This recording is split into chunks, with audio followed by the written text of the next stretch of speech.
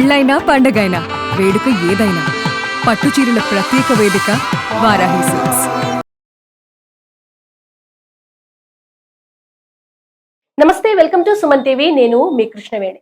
ఈ జూన్ 20వ తేదీ నుంచి జూన్ 30వ తేదీ వరకు మిథున రాశి వారికి ఎలా ఉండబోతోంది, అంత బాగుంటుందో, ఒకవేళ ఏమైనా చిన్న చిన్న సమస్యలు ఉంటే వాటికి పరిష్కారాలేంటి, పరిహారాలేంటి, ఈ విషయాన్ని మనకు తెలియజేయడానికి ఈరోజు మనతో పాటు ప్రముఖ జ్యోతిష శాస్త్రవేత్త, ఆధ్యాత్మికవేత్త, సంకల్ప మందిర్ నిర్వాహకులు బ్రహ్మశ్రీ నందిభట్ట శ్రీహర్ శర్మ గారు ఉన్నారు. గురువు గారితో మాట్లాడదాం. గురుగారు నమస్కారం.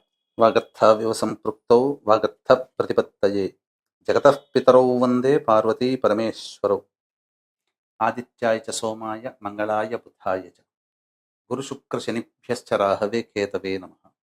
శృంగేరి జగద్గురు పీఠాధిపతులకి, కంచి పీఠాధిపతులకి నమస్కారములు తెలియజేసుకుంటూ కార్యక్రమాన్ని ప్రారంభిద్దాం. గురువుగారు, మిథున రాశి వారికి ఈ జూన్ 20 నుంచి 30వ తేదీ వరకు ఎలా ఉండబోతోంది? మిథున రాశి వారికి సంబంధించి చూసుకున్నట్లయితే ప్రధానంగా రాశిలోనే రవి బుధుడు సంచారం.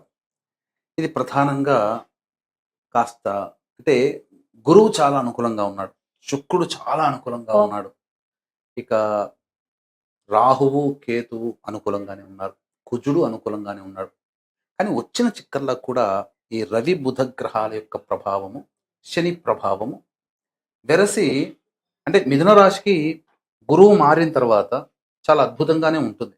అక్టోబర్ వరకు కూడా సమస్యే లేదు అన్ని విధాలుగా. కానీ ఈ రాశిలోనే స్థితి పొందినటువంటి రవి బుధుల యొక్క ప్రభావము వాళ్ళ ప్రయత్నాల్లో కొన్ని ఆటంకాలు అనేటువంటివి ఏర్పడతాయి. అంటే ఏంటి, చేస్తున్న ఉద్యోగంలో అంటే ఉద్యోగం మారాలా ఏంటి, లేదా వృత్తిలో ఏదైనా చేంజ్ చేయాలా, ఖచ్చితంగా మార్పులకి లోనవుతుంది. ఖచ్చితంగా ఏదో ఒక మార్పు అయితే మాత్రం చేస్తున్న ఉద్యోగంలో ఉంటుంది. అంటే ఆ చేస్తున్న వర్క్ డొమైన్ కానీ మారవచ్చు, ప్లేస్ అయినా మారవచ్చు, ఉద్యోగం మారకపోవచ్చు, లేదా ఉద్యోగం కనుక మారాల్సిన పరిస్థితి వస్తే ఒక 2 నెలలు మాత్రం ఖచ్చితంగా కష్టాలు పడాల్సిందేనమ్మా. మారకుండా ఉన్నదే బెటర్. అట్లీస్ట్ ఒక 45 డేస్ అన్నా కానీ కష్టాలు ఎదుర్కోక తప్పదు. తర్వాత అంతా బాగుంటుంది. లేదా వ్యాపారంలో అయితే ఏదో ఇంకా కొత్తగా ఇన్నోవేటివ్ ఏదైనా మార్పు తీసుకొని వస్తారు. ఇదైతే ఖచ్చితంగా జరుగుతుంది. ఈ ప్రయాణంలో ఏదైనా కొత్తది మార్పు అనేటువంటిది ఉన్నప్పుడు మనిషి జీవితంలో ఒడిదుడుకులు అలజడులు అవుతాయి కదమ్మా. ఖచ్చితంగా ఇక్కడ ఏమైపోతుందంటే వాళ్ళు కాస్త టెన్షన్ కి లోన్ అయ్యేటువంటి ఉంటుంది. అంటే మనం మార్పు తీసుకొని వస్తున్నాం, ఏదో జరగబోతుంది, యాంగ్జైటీ ఉంటుంది. అంతేకాకుండా ఆత్మవిశ్వాసంతో ముందడుగేయాల్సిన పరిస్థితి. ఇక్కడ గురువు అనుకూలంగా ఉన్నాడు, అద్భుతం అమ్మా.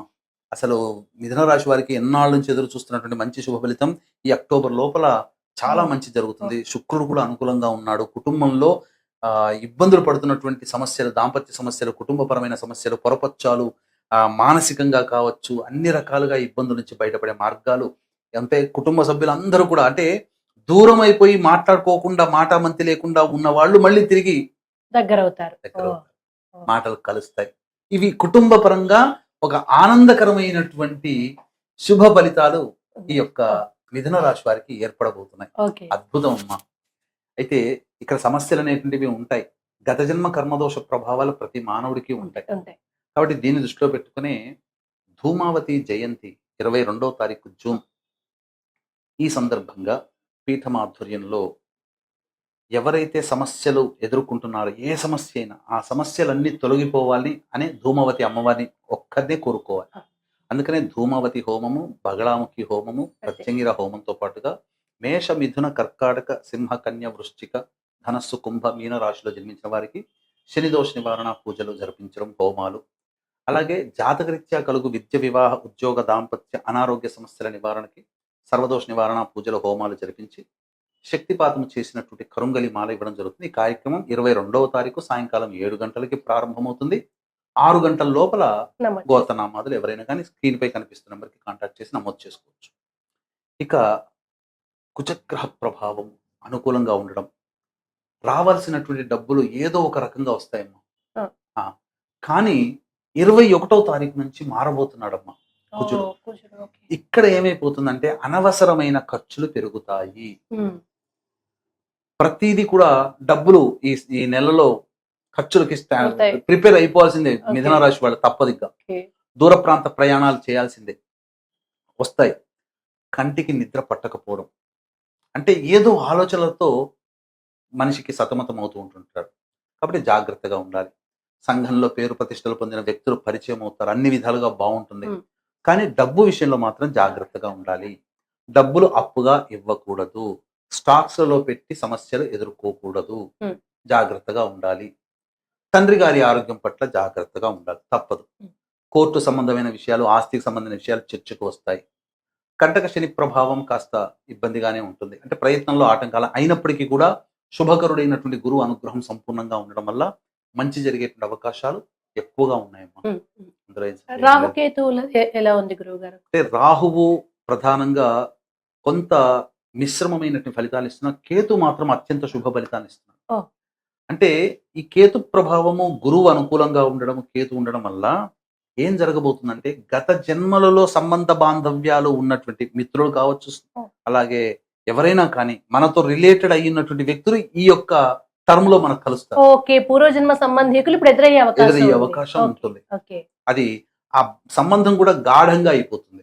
ఇప్పుడు ఎవరైనా పరిచయం అయితే ఆ బంధం బాగా జాగ్రత్త. ఉంటుంది. ఓకే, కానీ ఇక్కడ మనిషి తెలివితేటలు ఉపయోగించాలి. గత జన్మలో మనం రుణం చేసినాం అనుకో, ఆ రుణం తీర్చుకోవడానికి రావచ్చు. మంచి అంతే. జరగచ్చు, చెడు చెడు జరగచ్చు. అంటే ఇక్కడ ఇంకొకటి రుణానుబంధ రూపేణ పశుపత్ని సుతాలయ అన్నారు. అంటే వివాహం కూడా జరగవచ్చు, సంతానం కలగవచ్చు. గత జన్మ రుణం ఉంటేనే కదా ఇవన్నీ. వస్తారు కదా, అవును. డబ్బులు కూడా అంతే కదమ్మా. అంతే, అంతే. అవన్నీ ఇవన్నీ కూడా శుభము ఉంటుంది, అశుభము ఉంటుంది. ఏదైనా జాగ్రత్తగా అయితే జాగ్రత్తలు ఉండాలి. పడాలి. అలాగే గురుగారు, మిథున రాశి వారికి ఉన్న చిన్న చిన్న ఈ దోష పరిహారాలకు ఇంట్లో చేసుకోదగ్గ సూచనలు ఏమైనా? ఇంట్లో ప్రధానంగా ఈ సంబంధించినటువంటి సుబ్రహ్మణ్య భుజంగ స్తోత్ర పారాయణం ఎక్కువ సార్లు ప్రతిరోజు కనీసం రోజుకు ఒక 6 సార్లు అయినా జపం చేయాలి. ఓ, ఆ పారాయణం చేయాలి. గురువు బాగున్నాడు అంటే అవకాశం ఉన్నప్పుడల్లా సర్పదేవత ఆరాధన, సుబ్రహ్మణ్య స్వామికి కానీ సర్ప విగ్రహానికి కానీ ఆవు పాలతో అభిషేకం జరిపించి చలివిడి నైవేద్యంగా పెట్టుకొని సంకల్పం చెప్పుకుంటే ఒక 3 సార్లు చేస్తే చాలమ్మా, సంకల్పం నెరవేరుతుంది. అందులో కాబట్టి కాలభైరవాష్టక పారాయణము, మానసాదేవి స్తోత్రం ఈ 30వ తారీఖు వరకు ఈ యొక్క మిథున రాశిలో జన్మించిన వాళ్ళు పఠిస్తే చాలా మంచి జరుగుతుంది. ధన్యవాదాలు గురుగారు. సర్వం శ్రీ మహేశ్వర పరబ్రహ్మార్పణమస్తు.